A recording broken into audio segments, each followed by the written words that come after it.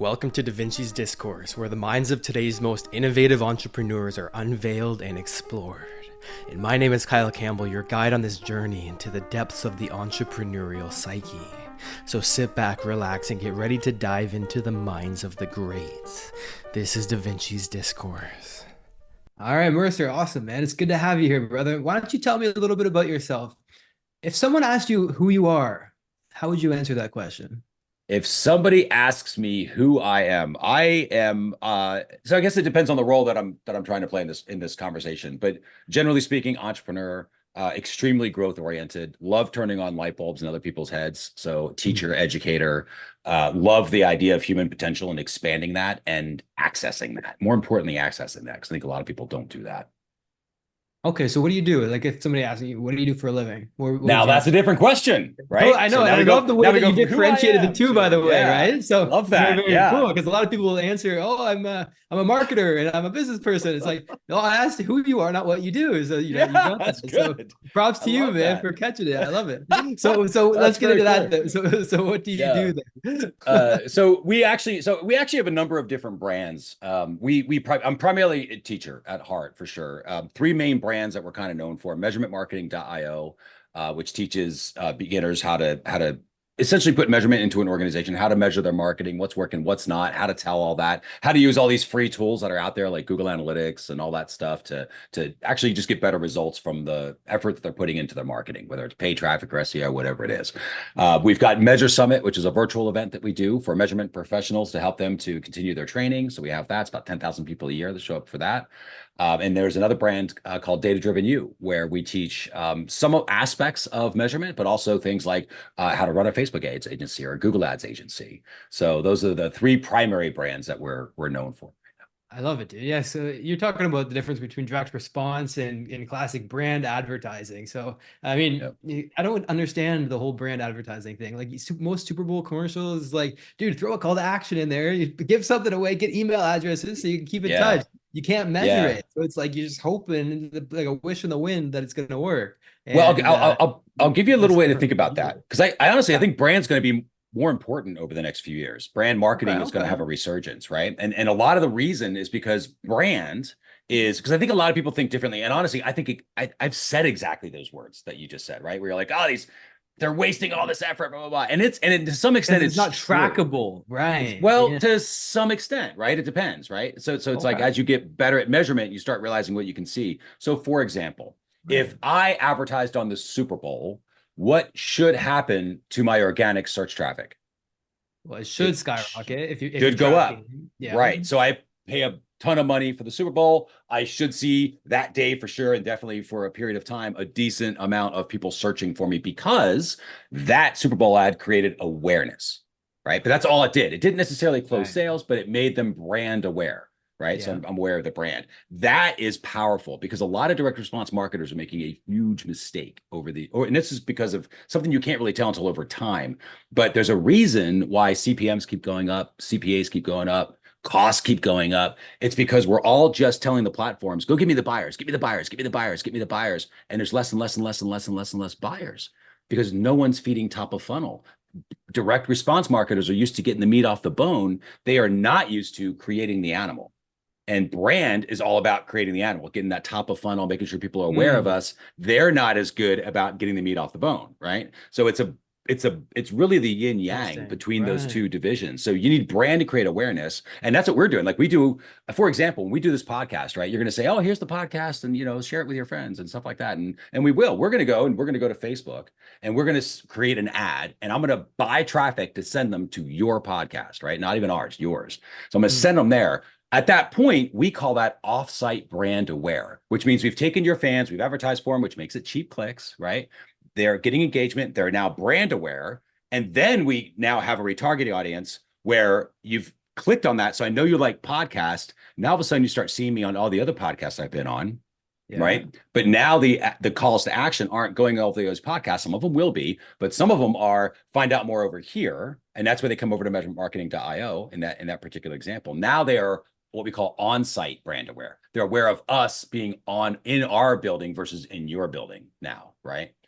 So that's where a lot of I think a lot of direct response marketers could learn from brand marketers. And to your point, a lot of brand marketers could learn from direct response marketers, because I've seen the opposite problem where everyone's like, I just need reach and impressions. And I'm like, well, what would you like results for your money? Would And you they're like to like, be able to no. track if it's working or not? I mean, We're like, no yeah, no, kidding. I just need to spend the money. And So, it's a so different here's world. so here's what my question then. If it's the yin and yang like that, because when I'm thinking about direct response marketing, it also has the potential to have brand awareness embedded into it. So how do you look at Yes. the differentiation? Is it just because it's cheaper clicks to not have a direct response Yeah, mechanism really in there, good, or- really good question. This goes to the specifics of how you set up a measurement, right? And how you set up your measurement is based upon what you're trying to do. And what we're trying to do as marketers, no matter who we are, brand or direct response, we're trying to move a prospect through the journey, right? Through the customer journey, through the user journey. The challenge that most direct response marketers have is they are only measuring for, did they finish the journey? But they are not, did they start the journey? Did they engage with the journey? Where are they dropping off in the journey? They're not measuring that stuff. So they don't even know how. They're just like, let's advertise on Facebook. Like I get this question all the time. People are like, we're just trying to see how our Facebook ads, and should we do more Facebook or more Google? And my response is always like, I don't know. What are the Facebook ads supposed to do? What are the Google ads supposed to do? That's actually how you should judge them, is by the ad. So for example, you might have, and you can do this with Google Analytics, right? Free tools you can do this stuff with. So you can set up your traffic so that when it's coming into a platform like Google Analytics, and this is truly how I think about it. Like I feel like it's like each traffic touch point is a salesperson, right? And it needs to identify who it is and who it's bringing and what it's trying to do, what action they should be taking. So you might have like a Facebook ad that says, hey, listen, I'm a Facebook ad. My job was to make them aware of Kyle's podcast. And that's all I'm trying to do. I'm just trying to make sure they know about the podcast. I'm introducing this Mercer character to his tribe. That's it. Let me know how I did, right? If somebody accidentally goes over to Measurement Marketing, goes into the academy, purchases the academy, that's awesome, but that's not what I'm supposed to do. I'm just supposed to create that awareness. Let me know how I did. And if I've got 12 different ads where I'm testing different ads that are all trying to do that, right? I can tell which one's the best ones, and I can get kind of a best of breed for awareness. And then there might be another ad that says, listen, I'm a Facebook ad. I was retargeting the people who liked Kyle's podcast. I'm supposed to bring them over and create a free membership for the Toolbox membership of the Academy. Let me know how I did as compared to the other 7 ads that are also trying to do that. Right. Then all of a sudden there's an email that says, hey, I'm number 3 of the 7-part autoresponder series. My job is to close them on buying the Academy. Let me know how I did. And so now we have each individual touch point. We're measuring for where it came from, who it's bringing, which segment of the audience is it bringing, and what is that segment supposed to do. And the beauty of that system is there's very little time between the click and the result that I'm trying to get, right? So that makes attribution easier. And now what I'm doing, instead of measuring that end of result journey, which is what everyone does by default, and I get it because I did the same thing, but the problem is you can't see, it's a black box. You can't see how things are working or how things aren't.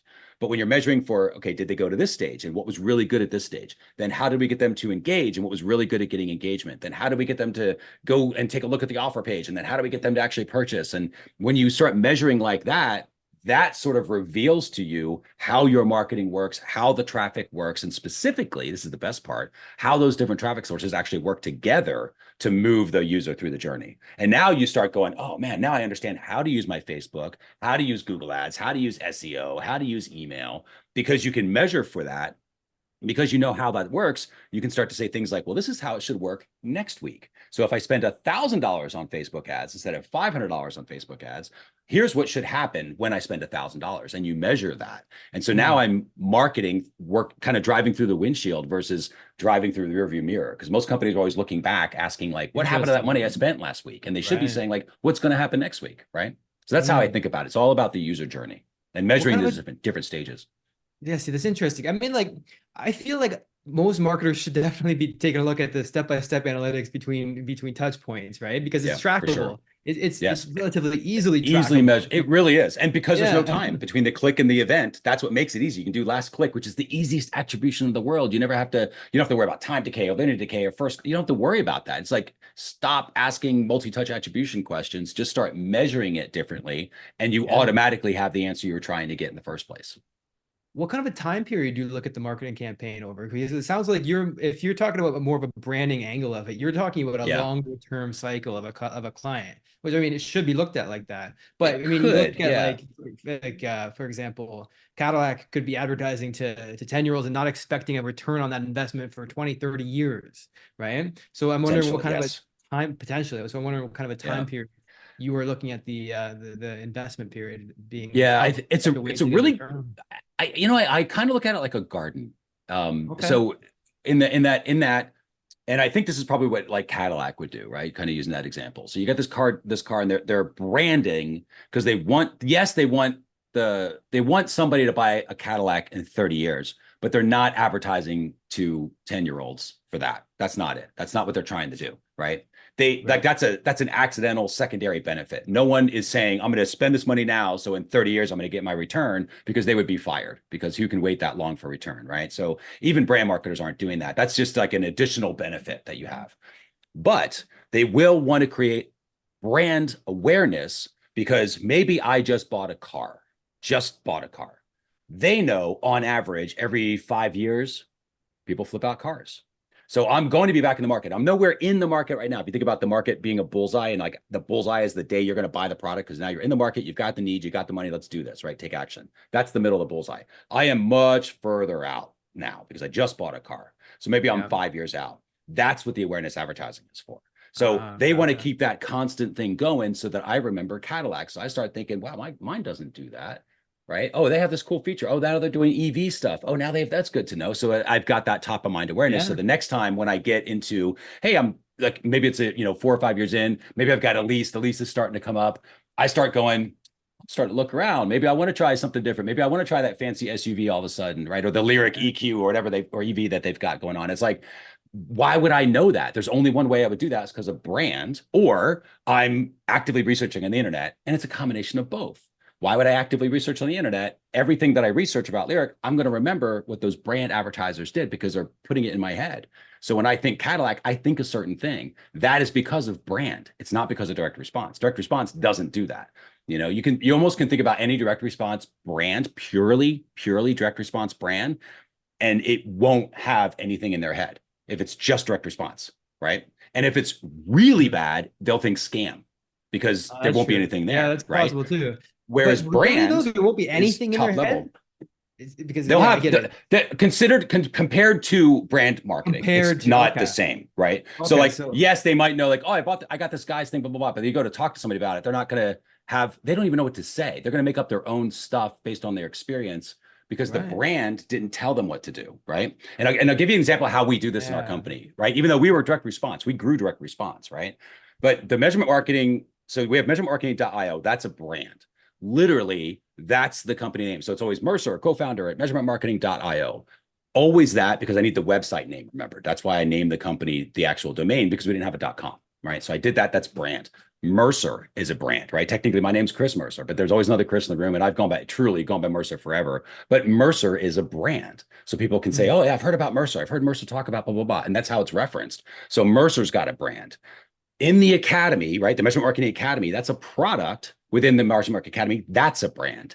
In the academy, we don't have courses. We have WIN courses. WIN is W.I.N. stands for what I need courses, meaning short, sweet, to the point, really go deep dive, but they give you exactly what you need, and that's it. So now you've got WIN courses. Our members will come back to our instructors, which we have instructors, not support, right? We have Ask an Instructor support, like brand, that, right? But our members will come back and say, hey, I was taking the WIN about blah, blah, blah, blah, blah.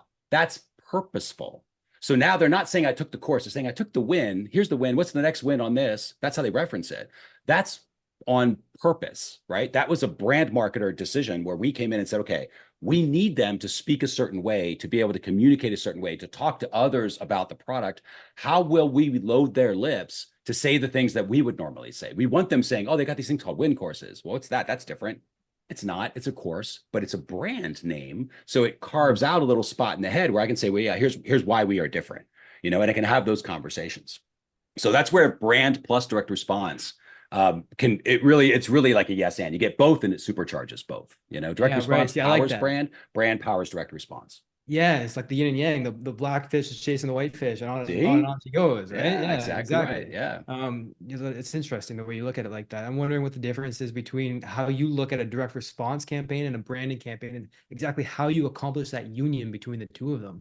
I don't see the difference. I honestly don't. Everyone has their I think it's more tribal. Like direct response That gets marketers look at the interesting. brand people, you know? Because if we're looking at it as yin and yang, and you're looking at it as one thing, I mean that gets ultra spiritual all of a sudden, very very fast. So like, but it that's is one interesting. thing. Yeah, But why well, is it one thing? Because I'm trying to measure for awareness, right? yeah, I'm trying to measure for engagement. I'm trying to measure for did they complete the journey? So the direct response style marketing is more trying to get them to complete the journey, and I'm measuring for those completion steps. But all I'm really doing is putting out advertising touch points to get them to ask them to do something, to measure that thing. Did they do it? Right. That's all I'm doing with the direct response touch points. But then if you think about it, billboard, radio, right? Let's take it way brand, right? Things that are very difficult to sort of measure.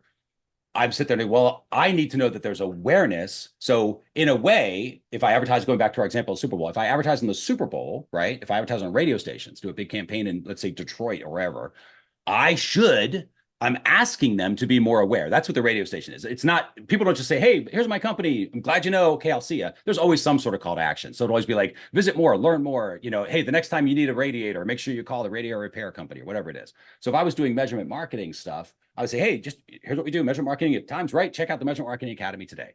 That might be radio, but I'm not really trying to get them to buy. What I'm expecting is I need them to be aware. But if you think about it, there is a call to action there. It's very subtle because it's a brand call to action, but it's still a call to action. I would expect there's going to be a bunch of people who are going to raise their hand by saying, well, that's kind of interesting. I want to go to measurementmarketing.io/radio or whatever the URL is, and then find out. And then bam, now I've got my organic spike.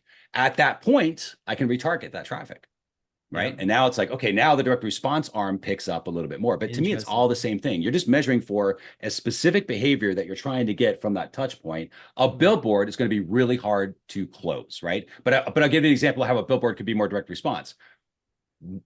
McDonald's next exit. That's a direct response style billboard. Right. Yeah, true. Next exit. Okay. It's like, hey, I'm ready to go. Let's go. It's next exit. You know, but eat McDonald's Big Mac. That's brand. It's like, oh yeah, it's just trying to get you to think about maybe you want food. And if you don't, that's okay. Because you just thought about the brand, right? That's more awareness advertising. But next exit is, okay, direct response.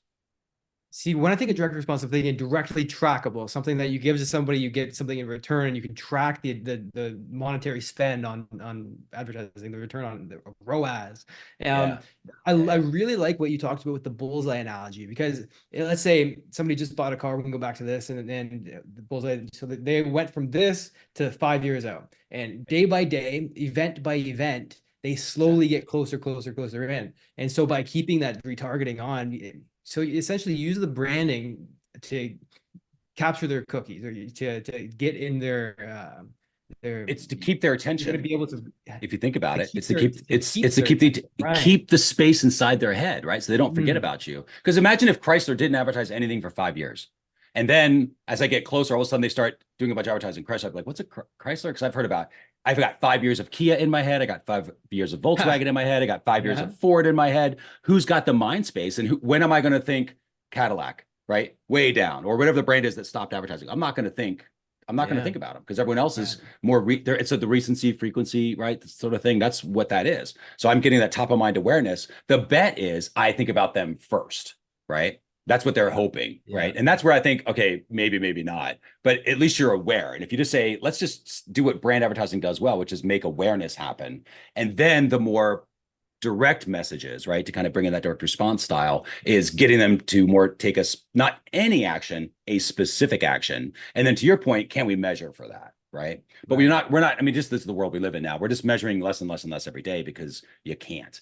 Because of laws, because of the tech changing all the time, right? Because people using ad blockers, Brave browsers, all that stuff. So you're going to have less data over time. My guess is probably in 5 years, we have about 20% of the traffic that can actually be measured with most organizations. And honestly, if you know how measurement, you'll be fine. You can still do an awful lot with that. But that's what we do. Like our whole job is like teach companies how to deal with what's about to hit them. Right. Because if they understand trends and patterns, you don't chase the accuracy thing. Like we call that the A word, like, because there's no such thing as accuracy. There never was. But you do need something that you can rely on. right? Kind of a useful truth to make some actions happen. So that's sort of how we think about that. So you're talking about, again, the windshield instead of the rear view mirror. So you're talking about trends and being able to look into the future as opposed to basing decisions on what's happened in the past. Exactly. And that's reliable. There's data and you can make decisions off of that. But how do you go about attracting or identifying a trend so that you can align your branding and your campaigns with that ripple in the marketplace that's coming? How do you go about identifying, and then how do you know how to actually position yourself around it? So good question. So we've got you can essentially, it's three things that I'm always looking for 3 steps back. So whatever the thing is, we call it the ACT model, but it's like, how many people did we ask to do the thing we want them to do? How many of those considered, right? And then how many of those actually did the transaction? And then technically for what average amount, that tells us your revenue stuff. But when you know those 3 things in particular, right? How many we asked, how many considered, how many transact. If you do that for, let's say, 3 weeks, you measure that number for 3 weeks, you'll start to see trends. And it gets, I mean, scary is the wrong word, but it really is it's like a calming, powerful thing when you can see the trend and start to go, oh, 10% of the people that we ask will consider. And of those, about 30% will have that transaction for an average ticket of about $100, right? And when you know that, or when you see that trend, and you just need like a set of 3, right? 3 periods of time, let's say weeks in this case. 3 weeks of time where you're measuring that, you'll start to see the trend. There'll be some sort of pattern. Is it a trend that you know for a fact will last forever? No, you've only got 3 little points of data, but 3 points of data is enough to start to see a trend. And if you don't, get another point of data, get a 4th week, get a 5th week, but you will start to see a pattern. When that happens, you start to go, okay, now I can see this. This is what's going to happen for the next few months, right? Each week, this pattern should continue. So if I know that I start with 100 people and I ended up selling, by whatever the percentages are, I sell 10 products, right? It's 100 to 10. So then if I need to sell 20 products, how many people do I need to ask? 200. If I want to sell 50 products, how many people do I need to ask? 500. So now I'm not measuring for, did I sell 50? I'm really caring about, did I ask 500? Right. And more importantly, my marketing team, that's the conversation I'm having with them. I'm not saying, hey, how do you sell more units? I go to the marketing team and said, right now, on average, we ask about 150 people a week, in our case, to buy the academy. We need to ramp it up. So we're asking 450 people a week. What's the plan? What's the traffic source? How are you going to do it? How are we going to make sure it's the right traffic quality? Right. And then we measure to make sure those trends stay. Right. And I'll give you that's the point. Yeah. That's exactly the point. Yeah. Because you always want to see if you're right. You don't just blindly trust it. Keep it going right? too. And because, right. Trends change in the target audience that exactly right could take place, and you eventually run out of people, so you have to change the target audience, and then you measure again the same way that you did to begin with, and then is that trend still there? Exactly right. And you'll start to see trends changing way ahead of time than the rest of the world. Like I know what my revenue is going to be in, let's say we're recording this in March, right? So March 2024. I know what my revenue is going to be in November of 2024. My likely revenue is going to be, because I project that out by week, 52 weeks out a year, right? So I know what my numbers are going to be, or they should be. And I've got a plan for how I'm going to raise the traffic to make sure it's going to do that. And all I do every week is execute on the plan. Did we hit our number? If not, why not? Let's fix it, tweak it. But to your point, if the actual starts to change, all of a sudden I thought maybe 10% of the people, that instead of closing 10%, all of a sudden we start closing 2%, 1%. It starts really dropping. I'm going to immediately go into the traffic sources. What changed, right? What was the thing that changed? And if it's nothing there, I have to start going, is there a new competitor? Is there a marketplace shift where the mindset's different? Did somebody release some AI tool that measures everything that nobody needs measurement now, right? Because things like that happen. But I will see it faster doing that because I'm constantly what we call trust but verify, but I'm constantly TBVing is technically what we call that. But it stands for trust but verify. So I'm constantly going through and I'm TBVing. Okay, is this still true? Is this still true? Is this still true? So instead of running across the bridge, I kind of just step across it, but I hit it with my foot to make sure the ground is still solid before I move on to the next step. There you go. But because I'm doing that, right? Because I'm doing that, I see the holes in the bridge faster. Whereas somebody else just runs across it blindly. And then they find out at the end of, let's say the end of March, they find out March was a bad month. But that's too late now. You can't fix it. I know if my November is going to be a bad month, I'm going to know in April. And so I can look at the projections. Exactly, because I can see it coming. It's like I can see the iceberg, so I can skate around. And that's just measurement. Now, people don't think like that. They think, oh, that's Google Analytics and Tag Manager. And yeah, there are tools that are useful for that. But measurement will tell you that stuff regardless of the tools. It's the strategy of thinking about how to use numbers in organization to guide the organization so that you don't have the drama of it. You don't have to have that, because there's a lot of like guessing. And I think Dan Kennedy coined the term of like random acts of marketing, where everybody just guesses, right? Or you join a mastermind group and then everybody professionally guesses for you, but they're all just guessing. But if the data, comes in, there's no anxiety, there's no drama. It's easier. Okay, so let's say that you're a consultant of mine, and I've hired you to consult for my company. Let's say I sell an agency service or consulting or whatever. Where would we start to be able to implement tracking like this, so that we would have that vision into the future? It's like a looking glass 6 months ahead. How would we start to be able to formulate a campaign like that to have that security?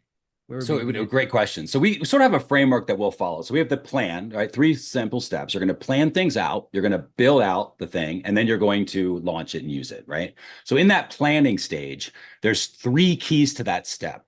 As all things, right? It's not just the tactic, but it's how you do it. So how you plan, the first thing you do is we would list out all the questions you're trying to answer, right? And so think about this like 3 columns. So the first column is all the questions you're trying to answer. And then if I was truly consulting, I would make sure you're asking 2 types of questions, because there really only are 2. Because the popular question is like, what questions should we be asking? There's only ever 2 types. One is results questions. Those are probably the ones you're already asking. How many leads did we get? End of a journey, right? End of the lead journey. How many leads did we get? How many purchases did we get? End of a purchase journey. What's the average ticket at end of a purchase? It's all end of the journey style questions. But the more important, those are important. The more important are the how questions. How did I get that sale? How many people saw the cart in order to go complete the cart? How many people saw the offer page in order to get to the cart? How many people saw the ad in order to get to the offer page, right? Or clicked on the ad? How many people saw the ad that clicked on the ad to get the offer page, to get to the cart, to get the purchase? And now we've got questions. So we have all these questions defined. Then it's the information, where you think about, okay, what behaviors do I have to measure for to get those answers? So if I want to know how many people purchased, I'm going to measure e-commerce, right? Pretty simple. If I'm going to measure how many people saw the offer page, it might be a simple page view event in Google Analytics 4, right? That I can measure for. It's like, oh, I'm just going to find that. And so you sort of define where you're going to find the answers. And then this is the most important step. This is the step everybody skips. It's because they don't know. That's the only reason. It's not because they're choosing not to. It's because they don't know to do it. And then it's actions. So before you look in the spreadsheets, before you go to Facebook Ads Manager, before you open up Google Analytics 4, you in your planning, you start to think, okay, I want to know, let's use an opt-in rate. I want to know what my opt-in rate is for leads. The information I need to collect is the number of people who see the opt-in offer, and then the number of people who see the thank you page. I'm going to divide those 2 out. That's going to tell me my conversion rate. Fine, got you there. What actions are we going to take? Okay, so here's how you think about that step. It's like almost like Goldilocks and 3 bears, right? But it's like, if the answer is within the range you want it to be, what are you going to do? That means you now have to guess, because maybe you're just starting out. You're like, I don't know what a good opt-in rate is. So maybe you go, okay, well, I've heard that for cold traffic, my opt-in rate should be around 30 to 35%. Okay, fine. If it's within 30 to 35%, what are we going to do?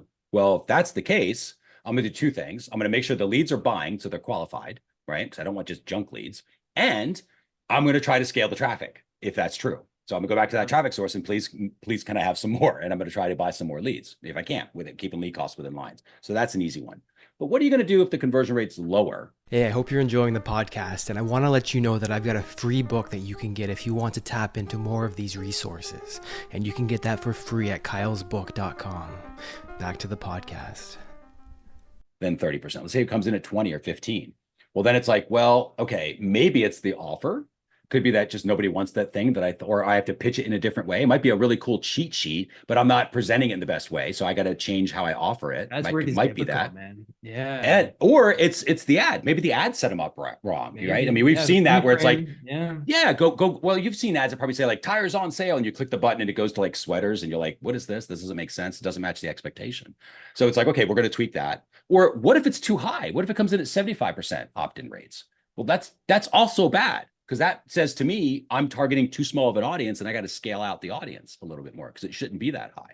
So now I already know. So in my plan, I know the questions I'm trying to answer. I know the information for each thing of where I'm going to get the answers. I know exactly what I'm going to do if the answer is just right, if it's too low, or if it's too high. So now that's the plan. And that's the first thing that everybody should do, is build that measurement plan. Then you go into the build stage of the actual tool. That's where you set up all your measurements to collect all the data. That's like Google Analytics 4, Tag Manager, whatever, right? That sort of stuff. And so the idea is that you set it up to measure the results you're trying to get. We think about the stages of the results, right? Using that ACT model with the awareness, consider, transaction.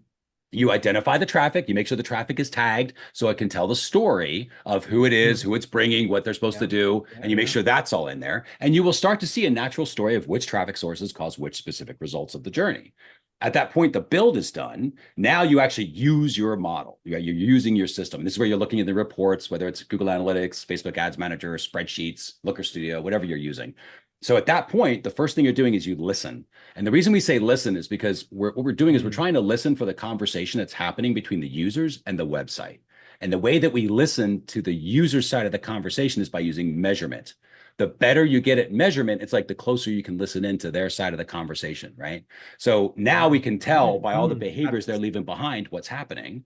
And what we're doing, exactly right. Then you compare it to the forecast, because you should have a forecast, like we talked about, trends and patterns, right? So I can say, well, here's what I expect. I expect my opt-in rate to be 30 to 35%. And, I expect this many page views to be on the offer page and this many page views to show up on the thank you page. And all those are forecasted. So now I'm listening to the conversation, measuring, I'm comparing it against what I thought was going to happen, which naturally leads me to the optimization step, which is all the marketers' rates. It's what everybody wants to do is optimize, but they skip all the other stuff and they just end up guessing because they have no choice. But if you measure your way there, it'll naturally tell you, like, listen, your conversion rate's awesome. The reason you don't have enough leads is because you don't have enough traffic. Go find more traffic. Or it'll say, hey, your conversion rate is horrible. You've got plenty of traffic. You probably have an offer issue you need to focus on. That's where you should optimize. But that's the beauty of measurement, is it sort of just dumps you out at the point, like kind of everyone wants to know, like, what lever do I pull to move the needle? Measurement does that. That's exactly what does that for marketers. It sort of puts you in the spot where it's like, hey, no guarantees ever, of course, but the probabilities are if you spend some time here tweaking this, asking questions like that, you're going to move the needle. And more importantly, you can start to say, well, I'm going to take this action today, and next week, this conversion rate should be this now. And then because you're forecasting all the time, you're always marketing forward, you're always moving forward, you're never looking back, right? That's the idea. So that's sort of the framework in a nutshell, if that helps. Yeah, dude, it helps a lot because you're talking about looking at it from stage to stage to stage. Because if you look at a whole campaign and you're trying, so okay, this is the way I think about what you just said with a visual analogy. It's like a sharpshooter or a sniper. He's got he pulls the trigger, he calibrates, pulls the trigger, and looks to see where the wind is and where it landed, right? Yeah. And he's able to calibrate and adjust. Yes, exactly right. Right. It's interesting, right? And then so you're talking about being able to do that at each stage of the process instead of looking at the whole macro of it and then trying to guess where the hell it's going wrong. If you look at it from the target audience and then see, this is where it gets interesting because you got to go into the micro of it. Is it the headline that's not matching up with the target audience? Is it the copy? Is it the offer? Is it the specific call to action? So that's where it gets difficult because how do you measure? All right. You ready? You ready? I'll give you an answer for it. Because I had this exact same question that you did. I was thinking the exact same thing that you did. The difference between the two of us is I know measurement really well, right? So I'm like, okay, I have, let's say, an offer to cart problem. So I think, let's say 10% of the people that see the offer should go to the cart. So for every 100 people, let's say 10 people go to the cart. That's what I expect to happen. Yep. And I'm running a bunch of ads, right? Different Facebook ads, Google ads, email traffic. Let's say I've got all those traffic sources going. And let's say on average, they're all performing the same, which is bad. So instead of 10% of offer going to the cart, it's only 2% offer going to the cart. So I have the same question you do, which is, okay, there is they're not going to the cart with the intention of buying, obviously. So what's the problem? And you're right. You have to start, everyone just powwows. Okay, I think it's the headline. I think it's the ad copy. Well, I think we should just do a webinar funnel instead. Never mind, we should just change the price. And that was what we were facing too. So then I started thinking, wait a second, we know we should just get better at measurement so we can listen in closer to their side of the conversation. Only now, I'm not trying to listen in for the different stages of the funnel. I'm listening in for the different stages of how they experienced the offer page itself. So we call this report the Eyes on the Journey. This is one we teach in the academy. So the reason we call it Eyes on the Journey is because all these stages start with I, right? Keep it easy. So the first stage we measure is the impression. Did the page load, period, right? Impression. Then we measure, were they introduced, right? Was there an introduction? That is, we count to 10 and then we fire an event and says they are introduced, because there's a lot of, I mean, audience network traffic on Facebook is trash traffic, right? It all leaves within 10 seconds. Well, if I know that's the problem, if I knew that people are coming to the Academy page, they are bouncing within 10 seconds, I know for a fact I have an above the fold problem. Right? It's either because the ad set them up wrong, or just something's not connecting. Headline's wrong, or there's headline's wrong, but there's between the it's ad, a clear disconnect, and it's very fast, right? So I know it's not Joe change price, because they don't even know what I'm selling yet, right? Yeah, so 10 seconds. So I measure exactly. So I'm measuring for these behaviors. So then what we do, to your point, was it the copy? So what we do is we go, were they there 10 seconds later? Yes, they were. Great. Are they showing the behavior that would be interest? So if it's long form copy, as an example, we'll measure, are they there 45 seconds and they have scrolled at least halfway down? So now I'm measuring for a combination of behaviors, because if they're already there 10 seconds, I know they're there 45 seconds, they've scrolled at least halfway down, there is some engagement with the page. Well, that tells me the headline did its job, the lead copy did its job, it got them into the body copy, right? Yeah. So now they're showing interest. So then the next I that we measure for is investigate. And this is a cool one, because people just don't realize you can do this with these tools. But again, free tools, Tag Manager is what we use for this. But what we do is we measure, we call this the investigation signal. So did they investigate the offer? In other words, did they actually start thinking about it, right? So what we do is we measure when the pricing table comes in the viewable browser window and it stays there for at least 5 seconds. So not did they scan down and scan up, right? It's like, no, is it sitting there and it stays visible for at least 5 seconds? Because that, you have to make some assumptions, of course, but that's probably them. Yes, exactly. And then did they initiate, which means click the button to go to the cart, right? So impression, introduced, interested, investigate, initiate. Now, let me give you 2 scenarios. This goes back to what you're asking. Like, I'm not sure what to change. So if I said, well, scenario A is everyone's bouncing within 10 seconds. We already talked about that one. Above the fold, pretty simple. Scenario B is, listen, they're all staying interested and investigating, but they are not initiating. So what that tells me is they're going, yeah, I get it. I just don't think it's worth it. Don't need it. Yeah. Or it could be that too, right? But that is a marketing copywriting problem. So now I go back to the copywriting team and say, listen, there's all kinds of things that could be more emotion, more benefit. Right. That's true. But again, it gets tricky though, man, because you don't know if it's the offer or the price or the way that it's positioned, because they could get all the way through the copy and let's say they sit at the pricing table and then they click off. You don't know if it was the copy that they didn't like, they didn't have to feel the benefit to them. They didn't know if the price was matching up with what the copy was promising them. There's a plethora of different things that at that moment when they are at that 5 second in and you're right.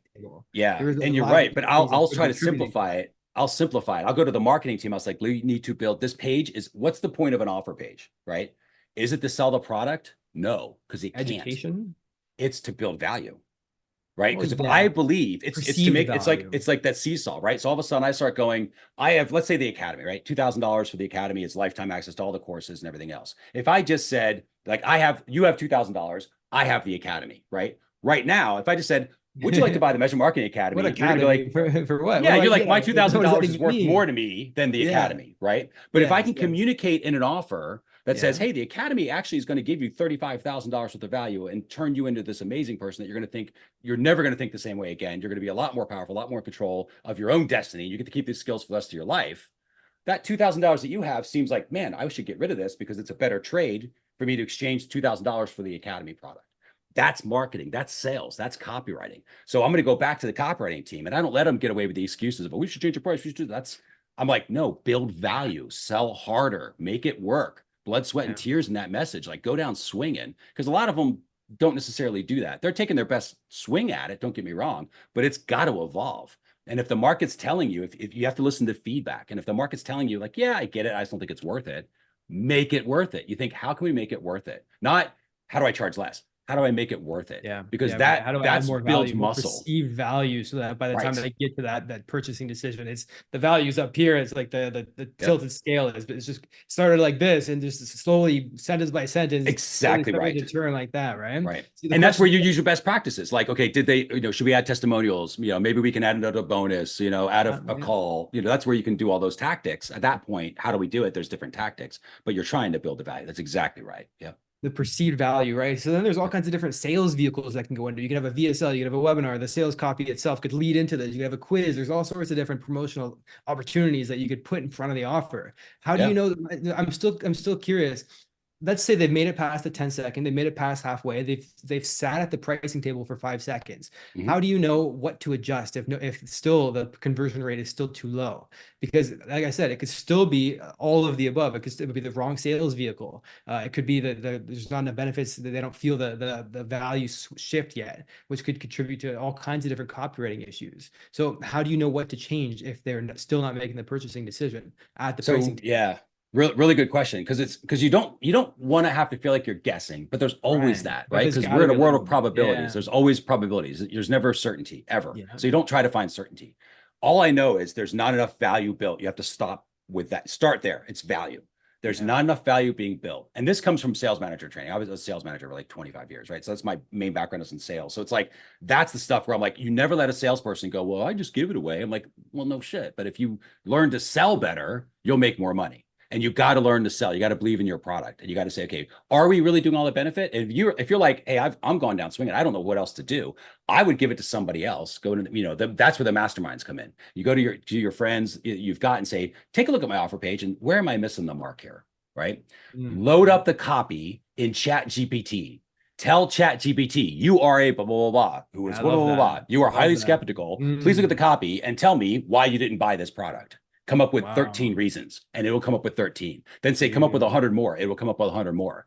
And those will give me the answer to then switch the copy. How would you address this so that you didn't feel like that? Right. So those are the things that you can do to get out of the, like, because sometimes you just feel like you're out of creative juice anymore. And you're like, oh my God, I don't know what else to do. I know this product is amazing, but I can't seem to communicate it. And I've had this problem. That's why I have somebody else do my marketing, because I'm too close to my product. It's hard to see the label from inside the jar, man. Exactly right. ChatGPT can help the shit out of you like that. I love that. Give them the and that is the world, right? That's been trained off the world. Dude, so it's literally you're asking the world for help. So I love using tools like that. Me too, man. Because we were talking about a conglomerate, the collective psyche of all the individuals on the internet, and you just turn that into one person, which is represented as ChatGPT in this case, and say, okay, so, and then you could specify, say you're this, you can input what your target audience avatar is, and say you're this individual. Then you can more so specify what the specific objections would be, where on the page you got stuck, and then you can ask it, and then work with it together, hand in hand. What can I add in that spot or remove to be able to have this friction go away? And it's just a brainstorm, right? And it goes, oh, maybe you should do this. And you're like, oh, I didn't even, oh my gosh, I missed the fact that all these bullets are features, not benefits. I didn't realize. I thought I was describing the thing. I wasn't selling the thing, and I've personally made that mistake like hundreds of times, because I'm just better at describing stuff than selling stuff. But that's the idea, right? It's like you get that thought that comes in through the side of your head versus taking it head on. It sort of outflanks you. But now you're like, okay, I can do this. I can make some action happen. And then you test, right? It's all hypothesis. You're like, I think this will work. Next week, we should see at least 5 to 6% go into the offer instead of 2%. And you see, did it work the way it was supposed to? And if it did, you'll see it. If it didn't, you'll see it, But that's how measurement guides the actions that you're supposed to take. And that's what eliminates, if it's done properly, you don't ever go like look at a report and go like, well, this is great, but I have no idea what to do with this. Like you can't do that, because you literally planned to do something with every single thing you're measuring. So it already has a built-in action. So the reports become a lot faster. You don't have to analyze reports, because who's got time for that? You just come in within a minute and you go back to work. You know what I mean? So that's kind of the AI idea. for the analysis as well, right? Just feed it all the data and have it, it depends on the input that you put into it. But I love AI for marketing, man. It's so freaking cool. I especially use it a lot for the creative stuff. Yeah, because I'm like you. I want to unlock my brain and come at it from a different way. Yeah. Yeah, exactly, dude. So like you use Tag Manager for the page. I'm thinking about it tactically now, because I get the overarching theme of it. I understand how it goes. You can track step by step all the way through from that. You can't do it on the ad because there aren't tools to say exactly, because it's on their platform, not yours. On their platform, right? So once I get on your site, and so let's take it back a second. How do you first of all analyze or do the best that you can to make sure that the ad itself is performing? How do you know what to adjust in the ad itself? Just test the shit out of it until you find one that works, and then once they're on your page, you can start with your best practices, right? Like I'm going to go for something that's, price sensitive buyers. I want something that's the value driven buyer, whatever your hook or angles are, you can test those out. I think that's important. Because I've been shocked. Like I'm so done with like trying to tell the market how to do things. They just always are winners. All right. This is an amazing product. They're going to love this. And they just And then I'm like, well, this one's never going to work. And they just love that. So I'm like, okay, whatever. I don't even care anymore. No, like I've been there. you have to test, So I think there is an element to that. Unfortunately, because they're ad platforms, they're conducive to that, right? It's easier to spin up, 5 ads is almost as easy as one ad, at a certain point, but you don't test a ton of stuff at once, right? You're only testing, the headlines or the hooks. Maybe you're taking different hooks, but they all have the same image, something like that. So that this is the thing that moved the needle. So that's how you look at it, right? So you would test the headlines first, you find one that works, and then you move into the image, for example. Then you find one that works, then you move into the see, but it's so difficult because how can you test the headline while also you don't know if I suppose that would work. Okay, so you test the headline. You just start thinking about stages. You're like, wait, no, because that would only test the click. Exactly. So and then, right, see, nicely done. Yeah, you see.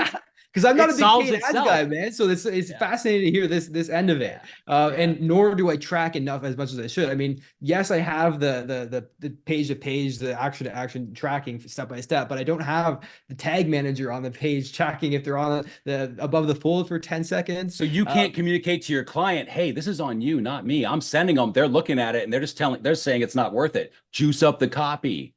Right. And imagine you being able to tell them that, whereas the other agency just goes, I don't know, must be your fault. You're not closing the sales once you get them on the phone. It's like, well, but if you do it, you can describe better what's happening. Yeah. True. Exactly, yes. Right. Yep. And you're educating them too. So that's extra value for the client as well. Absolutely right. Yes. Man, freaking so cool, dude. So I love it. What tag manager you use, right? So tactically speaking now, that's what you use on that to track if they're above the fold for 10 seconds. How does that work? How do I go about implementing that? Now, have you used Tag Manager? Do you familiar with the tool? No. Okay, so I'm going to keep it very high level because it is a whole other thing, right? To learn Tag Managers, learning the whole analytical side of it, man. I'm on the creative side. Whole other thing. Yeah, I get it. Totally. Analytics is like, oh God, So I just outsource that to frickin'. They got the team for that. Otherwise, until you start thinking like you're starting to think, which is like, what would be really good for me to know is if they saw the pricing table for 5 seconds, right? Shit. And you're like, now I'm going to learn that. And then, but that's exactly how you do it. So the way that Tag Manager works, there's the tag, which is the thing you want it to do, right? So we're going to use an example. Like the thing I want it to do is tell Google Analytics 4 that they are investigating the pricing table, right? Yeah. I also want it to tell Facebook that they are investigating the pricing table. I also want it to tell Google Ads they are investigating the pricing table, right? So I want to do, that's the tag. Here's what I want you to do. Then there's something they call a trigger. So the trigger is here's when I want you to do that. And you set up a trigger. So there are different types of triggers. Some are like on a click or timers, right? There's timer triggers. You can do combinations of things. So when they click and it's been a certain amount of time, scroll is a trigger. There's video triggers, or how far they got through the video. If it's like a webinar or VSL, you can measure for that. And then there's one that's called, it's my favorite one because it's the coolest one because it does stuff like we were just talking about, element visibility. Was this element, the pricing table element, visible for 5 seconds? And you can even do partial and be like, was it halfway visible for 2.5 seconds? Like you can do some crazy stuff with that. So was it visible, 100% visible for 5 seconds, right? And think what else you can use that for. Testimonials. Like if you have an e-commerce store, did they actually look at the testimonial pages? Did they click into the product detail ads? Are those product images actually selling or hurting? And you might compare 10 different product pages and you might see that one doesn't sell at all and the other ones are selling just fine. These ones are all clicking on images. That one, they're not. You have an image problem. Go fix the images there. That's what it is. That's where the block is because that's the one thing that's different. At least go try that. And then you should see the product page start to work, right? So it's like the market will tell you what to do as long as you're asking them. And that's why we use measurement to ask them. As long as you're asking them and tracking it. And I'm seeing where this comes together with branding as one, because you're able to turn brand marketing into direct response marketing by using these tools, which is like, so cool, man. Now you got display. That's where display comes in, right? So it's all these display ads are your awareness, right? So now you can use those for retargeting even. It's like, hey, I'm just letting you know that you obviously showed interest. I'm going to do a display ad for 30 days, let you know that we're still around, right? As a brand. And then maybe there's a more powerful retargeting that comes down if there's it's like some event like, oh, it's the end of the month sale. So, a few days before the end of the month, make sure you retarget them. And we've hit them with awareness. Let's give them a reason to buy at the end of the month because this is when the deal goes away or whatever the thing is. You can do things like that. But but you're starting to think differently. That's cool. I definitely have, dude. Absolutely. What about getting extra ninja with it and saying if they were on the pricing table for 5 seconds, can we show them a different ad as opposed to somebody who didn't make it past the fold? Totally. because you can tell Facebook, right? This is where you're building your audience, or wherever you're building, wherever your platform is, you build the audience. I want people who have investigated but did not initiate. So I know these are people who looked at the table, did not even click. So what do I send them? Do I send them the same ad that got them there? No, that doesn't make sense. But I might send them an ad that says, hey, here's Kyle and the testimonial video that he's giving about how he loved and how he changed how he thought about measurement in the academy. Now they see that and they go, oh yeah, I remember that. Okay, let me go see what that is now. He brought up a good point. Let me go see what that. And now it goes back to the same page with a different expectation, right? Because that ad was to get them to initiate to go to the cart, not to let's learn about the academy, because they've already kind of done that. Maybe not perfectly. So you want a second exposure, but now they're coming in with a different mindset, right? And then let's say they don't do that. They go to the cart, but they don't complete the cart, right? That's a whole different audience. Now it might be, here's your 10% off, right? We don't do the discount stuff, but maybe you would. That might be your model, right? Or here's an additional bonus. And it's like, because that's not going to work up top, because they don't even know who you are. So why would you offer a discount yet? You haven't built any value. But if you build all the value and you just need to give them that, boy, they're just so close, right? Then give them a little bit of candy and they're like, okay, I'll take it now. That's what I need. And the best part is you can start to forecast and predict that it's going to work. And especially from a paid ad perspective, if you're using the same model, now you've got trends and patterns where you're like, hey, Mr. Customer, business customer, here's how this works. We're going to build this system with these parts and pieces because we've done this for 28 different clients that all have your business model. They all work the same. That's just how humans work. I mean, trends and patterns. Now we know how theirs is going to work, and you can tell if it's going to work, if it's working or not, because you know the numbers, because you've done it for so long. You just start to see the same consistency in those trends and patterns. Now you talk about sending them to the same page every time. So let's say somebody is on the pricing table for 5 seconds, or they're on the order form for they're tagged like that, and then you're sending them ads based on extra bonuses as opposed to discounts. I love the stacking the value up as opposed to reducing the price. I love how you put it like that. So would you be able to send them, if they got to the order form, send them to a completely different page because they've already seen that page? You totally could. The repetition of exposure, or do you go for you totally could like tailoring for me? I just keep it simple. I'm not saying you should. It gets totally like so freaking complex at that point, right? Because you have 18 different versions of the offer page going on, right?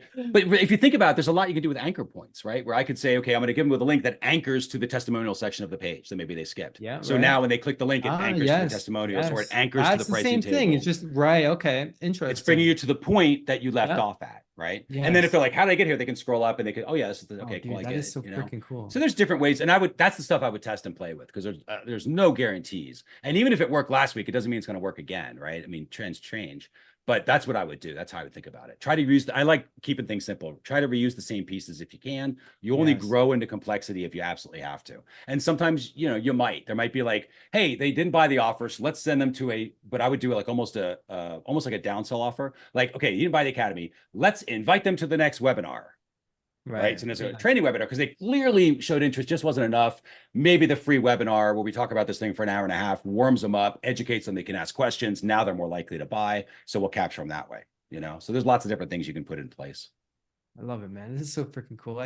What's a question that I should be asking you right now, but I'm not? That would, if I were to only ask this question, it would just blow everybody's minds away if you were to give the answer to that question. Boy, I love these questions because they're so hard. There we go. Yeah, that's good. I thought your hardest one was going to be that first one. I was like, I got this. Okay, cool. That's funny. Got harder from there. Yeah, right. It's like leveling up. I think the hardest question is, where to start. It's where to start. And I would focus on keeping it as simple as possible is the general advice there. The strategic advice is keep it as simple as possible. So if you know that you don't know Google Tag Manager, you don't know Looker Studio, you don't know BigQuery, I haven't talked about that, but there's all these tools that are out there, right? But you thinking, wow, Google Analytics, because Google Analytics is a platform I would use because it's the only platform that can see all the traffic sources. You don't want just Facebook's version of the truth. You don't want just Google Ads version of the truth. You want the version of the truth where the thing can see all of them, right? Because it's going to be the most, hopefully not as biased, right?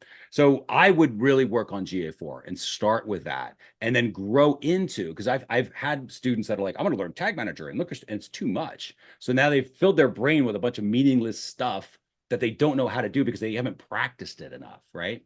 Yes. And so that you don't want to just watch a bunch of training courses. It's practice, right? What we call riding the bike. Because you can see me ride a bike on YouTube for 700 hours. Yeah, You're going to get on the bike and ride fall. a freaking bike though. Yeah, Exactly right. exactly. Because then I can intellectually describe balance to you, but you won't get it till you practice it, you know, and your body goes, oh, this is what he meant by balance. Okay, I get it. Yeah. Same thing with measurement, right? So just start with Google Analytics 4 and get good at that platform. At a certain point, you're going to start asking questions, goes back to the plan, right? You're going to be asking questions that that platform isn't collecting the answers for, and you don't know how to get the answers in there. So you go to Tag Manager then. So you grow into the complexity, because Tag Manager is very good about collecting, but it doesn't store anything and it doesn't build reports. It just collects the stuff and then does what you want to do with it, right? So then you add Tag Manager when you have that issue. And then if the reports get a little too complicated for you, that's when you start adding Looker Studio, because Looker Studio just does reporting. It makes everything look great. So it doesn't collect anything and it doesn't store any data, but it does build the reports.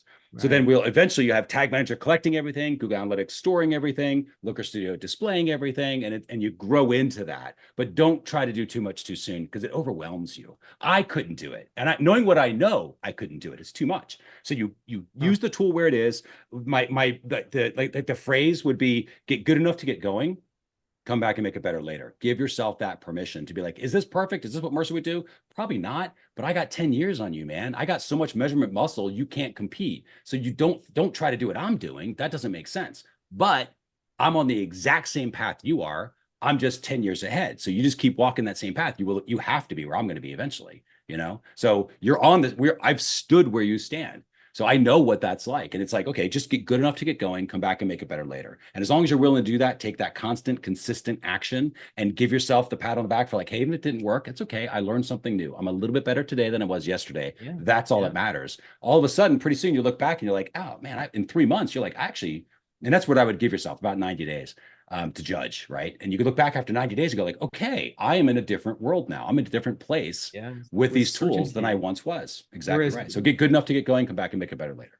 Yeah, because right now I feel is, holy fuck, I'm looking up at Everest and I got to make the whole jump at once, man. There's so much. And dude, you know what's really funny?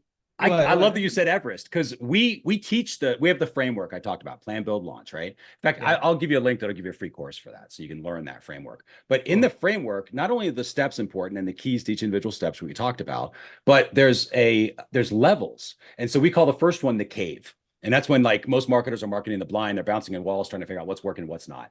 Well, when you're in the cave, the lesson, when you go through the framework, is you learn simplicity, because it is easy to complicate things. Simplicity is a skill. It is a sorely needed skill.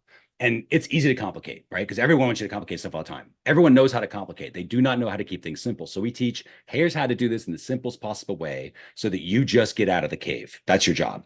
At that point, now you're in what we call the valley of visibility. You can look around, you see the rolling hills. There's that mountain way off in the distance, right? But you're in the roll, you can see some stuff, you can ask more questions, you're able to do more things. And at that point, you're not just walking out of the cave, but now you're riding the bike. Like you use a bicycle to get around the valley. The bicycle, it's a little more complicated than walking, right? But not much more, but it does require a little bit of maintenance. You got to do some stuff. Well, that's kind of like a symbolic way of saying your measurement tech stack is going to get a little more complicated. There's going to be a little bit more pieces coming on, but you don't have to overly complicate it, just a little bit more. Then eventually we have what we call the summit. That is the mountain that you described. We literally have that. It's a big giant mountain. In the mountain, you see we have this little cartoon character doing it. There's a helicopter they use to get from mountaintop to mountaintop to mountaintop, because the helicopter is insanely complex, right? I'll give you an example of an insanely complex report. We call it velocity of return, but it's when you say, okay, what was my lead worth on day 0, on day 7, on day 14, on day 30, on day 60, on day 90? So you can project, if I give Facebook $1 today, when do I get $3 back, right? So I can start playing with that and manage cash flow, but that's measuring across time. That's very complicated. It's super easy to tell you should know that. It's so hard to get that answer. Actually do it in the real world. Yeah. It's exactly. And that's the summit style stuff. So that's the complicated helicopter kind of thing. And what most companies do is they will try to build a helicopter in a cave. So they're in a cave. They don't have the muscle for it. And they try to do this complicated stuff, but no wonder they're frustrated all the time, running around in circles, busy, but no one's ever productive, right? It's because of that, because they haven't learned to simplify. So that's what we're like, don't build a helicopter in a cave, The first step is get out. Naturally, you will end up at Everest. When you end up at Everest, you will actually have the muscle to be able to climb Everest and use the helicopter. That's the idea. But I love to use that example. That was cool. It happens, man. It's cool. Yeah. We don't know how these little synergies happen. Right. Yeah. I like how you talked about over 90 days, and we'll wrap this up, but I want to really get this point across is if somebody's Facebook ads aren't working, or if Google ads or any paid ads, if they aren't working, maybe we're not looking at it at a grand enough scope of time. So if it's not working within the first 7 days, people are like, oh, the ad is this isn't working, and they try something else. But you were talking about being able to track it over 90 days or longer. Ideally, I would look at it, if possible, and this is an ideal world, over 18 months, and see how much the client is worth over 18 months time. It's not like 30 years, but it's not a week either. So over 18 months, how much is the client worth? It takes a lot of time and diligence and commitment to be able to track it over that much time. But if you have those numbers, and of course they change over time, like you said, but if you have that benchmark, then you can know, okay, so even if I'm losing $18 every time somebody clicks my Facebook ad, or maybe that's a little high, but you know what I mean? Every time somebody lands on my opts in for my free thing, over 18 months, that's going to be a lot of extra profit. Whereas if I was just looking at the, how can I put this? Like, it's like in the cave, if you're just looking at the mouth of the cave and you see the sun shining out, it's like, instead of only focusing on the mouth of the cave, you step out and look at the grander scope of the full landscape, and you see the 18th month or even the 90-day period, and you're able to adjust your campaigns based on what's actually going to happen. And then you can start predicting, which is where it gets extra fascinating. Yeah. So, you know, and it's overwhelming, dude. So if somebody wants to work with you and be able to skip from the cave to Everest and have you build the helicopter for them, there is no skipping. I will tell you that. Like we do have some done for you work that we'll do on rare occasions. But because we are I am personally a big believer that more companies need measurement muscle in-house, because that heals companies, that heals marketing teams, and that will change the world if people learn to think. So I'm passionate about that. We still do done for you because we want to keep stuff fresh. So I'm happy to talk to people about that. But we have a bunch of certified measurement marketers. So it's companies and agencies that we've trained on how to do this so they can have a measurement profit center in their own organization. That's what they do. So you would talk with me, we'll qualify individuals and then introduce them to the person that can best help them based upon what they need, their business model, their tech, you know, all that sort of stuff. So I'm happy to do that as well.